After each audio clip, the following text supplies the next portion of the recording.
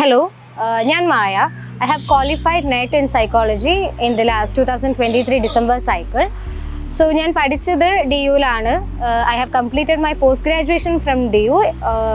So, my subject was like PG subject psychology, undergraduation subject psychology. Undergraduation ചെയ്തത് നമ്മുടെ നാട്ടിൽ Thrissur Kuttanellur കോളേജിലായിരുന്നു. So അതൊരു government കോളേജായിരുന്നു. So ഞാൻ പി ജിയും യു ജിയും ഒക്കെ സൈക്കോളജിയിലാണ് ചെയ്തത് എന്നുണ്ടെങ്കിലും എനിക്ക് പലപ്പോഴും ഇപ്പോൾ അതിൻ്റെ ഹയസ്റ്റ് ഇപ്പോൾ PhD ചെയ്യണം എന്നാണ് അൾട്ടിമേറ്റായിട്ട് എൻ്റെ ആഗ്രഹം ഉണ്ടായിരുന്നത്. Right from my 12th standard എനിക്ക് അതൊരു PhD ചെയ്യണം എന്നുണ്ടായിരുന്നു. പക്ഷേ ഡിഗ്രിക്ക് പഠിക്കുമ്പോഴാണെങ്കിലും പി ജിക്ക് പഠിക്കുമ്പോഴാണെങ്കിലും നെറ്റിനെ കുറിച്ച് പറഞ്ഞു കേൾക്കുമ്പോൾ തന്നെ പേടിയായിരുന്നു. അത് നമുക്ക് കിട്ടാൻ കുറച്ച് പാടായിട്ടുള്ളൊരു കാര്യമാണ്, അല്ലെങ്കിൽ അത്ര പെട്ടെന്നൊന്നും നെറ്റ് കിട്ടൂല എന്നുള്ളൊരു ഇതിലായിരുന്നു. പിന്നെ പി ജിക്ക് പഠിക്കുമ്പോഴാണെങ്കിലും just because of that fear ഞാൻ പഠിക്കില്ല അല്ലെങ്കിൽ അറ്റംപ്റ്റ് കൊടുക്കില്ല, ഞാൻ പി ജി കഴിഞ്ഞിട്ട് നെറ്റ് എഴുതിയെടുത്തോളാം. അല്ലെങ്കിൽ JRFനെ കുറിച്ച് അറിയായിരുന്നു, നെറ്റിനെ കുറിച്ച് അറിയായിരുന്നു, പക്ഷെ അത് ഭയങ്കര ഡിഫിക്കൽട്ടാണ്. ഒരുപാട് പേര് ഒരുപാട് അറ്റംപ്റ്റ്സ് എടുത്തിട്ടാണ് അത് നേടുന്നത്. അതുകൊണ്ട് ഈസി ആയിട്ടൊന്നും കിട്ടൂല എന്നുള്ള ആ ഒരു മൈൻഡ് സെറ്റ് വെച്ചതുകൊണ്ട് മാത്രം ഐ ഡിഡ്ന്റ് പ്രിപ്പയർഡ്. അതേപോലെ തന്നെ പി ജിക്ക് DUവിൽ എൻട്രൻസ് പ്രിപ്പയർ ചെയ്ത് DUവിൽ കയറിയപ്പോൾ തന്നെ ഒരു ഫസ്റ്റ് സ്റ്റെപ്പിംഗ് സ്റ്റോൺ, ഒരു സക്സസ് കിട്ടി എന്ന് വിചാരിച്ചെങ്കിലും നെറ്റിന് പ്രിപ്പയർ ചെയ്യണം എന്നുള്ളത് മൈൻഡിൽ ഉണ്ടായിരുന്നില്ല.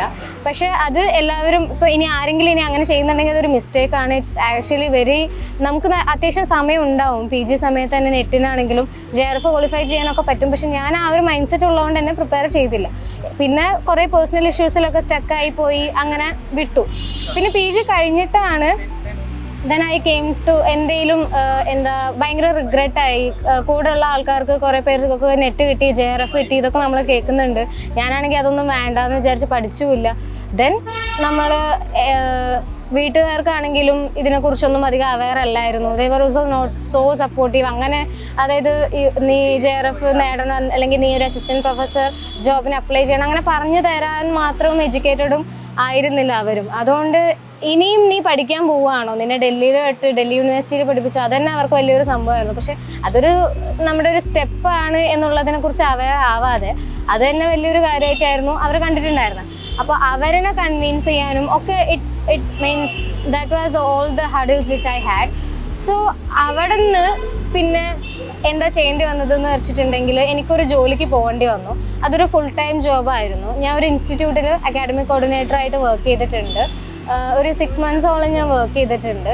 അതിൽ 4 months ഞാൻ ഓഫ്ലൈനായിട്ട്, അതായത് നമ്മൾ അവിടെ പോയിട്ട് വർക്ക് ചെയ്തിട്ടാണ് ഉള്ളത്. അതുകൊണ്ട് ആ ഒരു 7 hours വർക്ക് ചെയ്യുന്ന സമയത്ത് ഒരാൾക്ക് പഠിക്കാൻ ബുദ്ധിമുട്ടുണ്ടാവുമല്ലോ. ആ ഒരു ബുദ്ധിമുട്ടൊക്കെ ഇനീഷ്യലി ഞാനൊരു 5 to 6 hours പഠിക്കാൻ തന്നെ ഞാൻ ഭയങ്കരമായിട്ട് ആ 5 to 6 hours പഠിക്കുന്നത് തന്നെ ഭയങ്കര ഒരു ടഫായിട്ട് കണ്ടിട്ടുണ്ടായിരുന്നു. അപ്പോൾ ആ ഒരു സമയത്ത് കൺസിസ്റ്റൻ്റ്ലി എന്നെ മോട്ടിവേറ്റ് ചെയ്തിട്ടുണ്ടായിരുന്നതും കാര്യങ്ങളും ഞാൻ ഐഫറിൽ ജോയിൻ ചെയ്തുകൊണ്ട് മാത്രമാണ് എങ്ങനെയാണ് പഠിക്കാനുള്ള സ്ട്രാറ്റജീസ്, എങ്ങനെ സമയം കണ്ടെത്തണം, അല്ലെങ്കിൽ ഇതിനെക്കുറിച്ചൊക്കെ എനിക്ക് സംസാരിക്കാൻ പറ്റുന്നതും ഡിസ്കസ് ചെയ്യാൻ പറ്റുന്നതൊക്കെ ഐഫറിലെ ഫാക്കൽറ്റീസ് ഉള്ളത് കൊണ്ട് മാത്രമായിരുന്നു. ഇപ്പോൾ എക്സാഗറേറ്റ് ചെയ്ത് പറയുന്നതല്ല, നമ്മുടേതായിട്ടുള്ള ലൈഫിൽ ലോസായി പോകുന്ന പല സമയങ്ങളിലും നമുക്ക് എന്ത് ചെയ്യാൻ പറ്റത്തില്ല, പ്രിപ്പയർ ചെയ്യാൻ പറ്റത്തില്ല. അപ്പോൾ നമുക്കൊരു എക്സ്ട്രാ പുഷ്, മോട്ടിവേഷൻ, അല്ലെങ്കിൽ നമ്മുടെ കാര്യങ്ങൾ ഡിസ്കസ് ചെയ്യുക. അപ്പോൾ ഹാപ്പിനെസ് ഓഫീസർ ഉണ്ട് ഐഫറിൽ. സോ ഹാപ്പിനെസ് ഓഫീസർ എന്ന് പറയുന്നത് നമുക്ക് കേൾക്കുമ്പോൾ തോന്നും ഓക്കെ ഫൈൻ, അതൊരു നമുക്ക് വെറുതെ പോയി സങ്കടം പറയാൻ, അങ്ങനെയല്ല. നമ്മൾ എപ്പോഴും കൺസിസ്റ്റൻ്റായി ഇങ്ങോട്ട് വിളിച്ച് ചോദിക്കുമായിരുന്നു, നിങ്ങൾ ഫോളോ ചെയ്യുന്ന സ്ട്രാറ്റജി ശരിയാവുന്നുണ്ടോ, അല്ലെങ്കിൽ നിങ്ങൾക്ക് പഠിക്കാൻ പറ്റുന്നുണ്ടോ, നിങ്ങൾ ഉദ്ദേശിക്കുന്ന രീതിയിൽ തന്നെയാണോ നിങ്ങളുടെ പ്രിപ്പറേഷൻ പോകുന്നത്, നിങ്ങൾക്ക് എന്തൊക്കെ ഹഡിൽസ് ആണുള്ളത്. So they use to consistently call and update. അതേപോലെ തന്നെ അനീസ് സാറിൻ്റെ ക്ലാസ് ആണെങ്കിലും every class was so inspirational. അത് ഇപ്പോൾ എന്താ പറയുക, നമുക്കത് കേൾക്കുമ്പോൾ തന്നെ ഓക്കെ, എത്ര നമ്മൾ ജീവിതത്തിൽ ബുദ്ധിമുട്ട് അനുഭവിക്കുന്നുണ്ടെങ്കിലും നമ്മൾ പഠിക്കാൻ കുറച്ച് സമയം കണ്ടെത്തേണ്ടിയിരിക്കുന്നു എന്നുള്ളത് നമ്മൾ അത് നോക്കിയാണ്. അത് എക്സാഗറേഷൻ അല്ല. നിങ്ങൾക്കൊക്കെ മീൻസ് ഐഫറിൽ ജോയിൻ ചെയ്യാത്ത ആൾക്കാർക്കാണെങ്കിൽ യൂട്യൂബിൽ ഒരുപാട് ഐഫർ ചെയ്യുന്നുണ്ട്. അതിൽ തന്നെ അനീസ് സാർ ഒരുപാട് ലൈവ്സും കാര്യങ്ങളൊക്കെ ചെയ്യുന്നുണ്ട്. അത് കേട്ടാൽ തന്നെ നിങ്ങൾക്ക് മനസ്സിലാവും ഭയങ്കര മോട്ടിവേഷണൽ ആണ്. And it help me a lot. പിന്നെ പറയുകയാണെങ്കിൽ ഡിസംബറിൽ നെറ്റ് ക്വാളിഫൈ ചെയ്തു. ഞാൻ JRF ആണ് ആക്ച്വലി എയിം ചെയ്തത്. എനിക്കൊരു 6 months മതി, ഇനി ഇതിൻ്റെ പുറകിൽ എനിക്ക് ഒരുപാട് സമയം കളയാൻ ആഗ്രഹമില്ലായിരുന്നു. സോ ഞാൻ JRF ക്വാളിഫൈ ചെയ്യുന്നു. 2024 ഞാൻ PhD ചെയ്യുന്നു. ഇതൊക്കെ തന്നെയായിരുന്നു പക്ഷേ JRF കുറച്ച് മാർക്കിന് മിസ്സായി പോയി. അതിൻ്റെ നെറ്റ് ക്വാളിഫൈ ആയി എന്നുള്ളതിനേക്കാളും സങ്കടം JRF മിസ്സായതിനാണെങ്കിലും പിന്നെ ഐഫറിൽ തന്നെ ഇപ്പോഴും ഐഫറിൻ്റെ ഭാഗമായിട്ട് തന്നെ ഉണ്ട്, പഠിക്കുന്നുണ്ട്.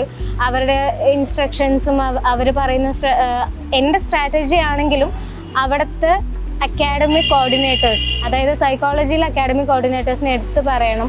പേപ്പർ 1ൻ്റെ ആണെങ്കിലും ദേ ഹെൽപ്പ് മീ അലോട്ട്. സൈക്കോളജിയുടെ എന്ന് പറഞ്ഞാൽ ഞാൻ ഒരു കൗൺസിലറും കൂടി ആയിട്ട് യൂസ് ചെയ്തിട്ടുണ്ടാവും. I consistently discussed with them, like Nabeel sir ആയിക്കോട്ടെ, ഇപ്പോഴത്തെ ഷിഫാന മാം ആയിക്കോട്ടെ, പേപ്പർ 1 അക്കാഡമിക് കോർഡിനേറ്റർ ആണെങ്കിലും I use to contact regularly. ഇപ്പോഴും അവരുമായിട്ട് ഡിസ്കസ് ചെയ്തിട്ട് തന്നെയാണ് ഞാൻ മുന്നോട്ട് പഠിക്കുന്നത്. And I hope 2024 with help of Anis sir, IFR and all the academic coordinators, all the happiness officers and Mitra, so and everyone ഈ പ്രാവശ്യം JRF ക്വാളിഫൈ ചെയ്യണം. അതേപോലെ തന്നെ JRF ക്വാളിഫൈ ചെയ്യുന്നതിന് അപ്പാർട്ടായിട്ട് സിനോപ്സിസ് പ്രിപ്പയർ ചെയ്യണം, PhDക്ക് ജോയിൻ ചെയ്യണം. അതിനെക്കുറിച്ചാണെങ്കിലും the guidance is from IFR only. So totally ഐഫറിൻ്റെ ഒരു പാർട്ടാണ്. ഐഫറിൻ്റെ അതൊരു ഫാമിലി ആയിട്ട് ഫീൽ ചെയ്യുന്നുണ്ട്. ഇപ്പോഴും ഇവിടെ ഇങ്ങനെ സംസാരിക്കുമ്പോഴും ഒരുപാട് സന്തോഷമുണ്ട്. അവരുടെ ഒരു ഭാഗമായിട്ട് നിൽക്കുന്നതിലും അവരെ കുറിച്ച് സംസാരിക്കാൻ പറ്റുന്നതിലും മീൻസ് ഐ ഫീൽ എനിക്ക് ഒരുപാട് ഗ്രാറ്റിറ്റ്യൂഡ് ഉണ്ട്. അത് തന്നെയാണ് എക്സ്പ്രസ് ചെയ്യുന്നത്. And thank you.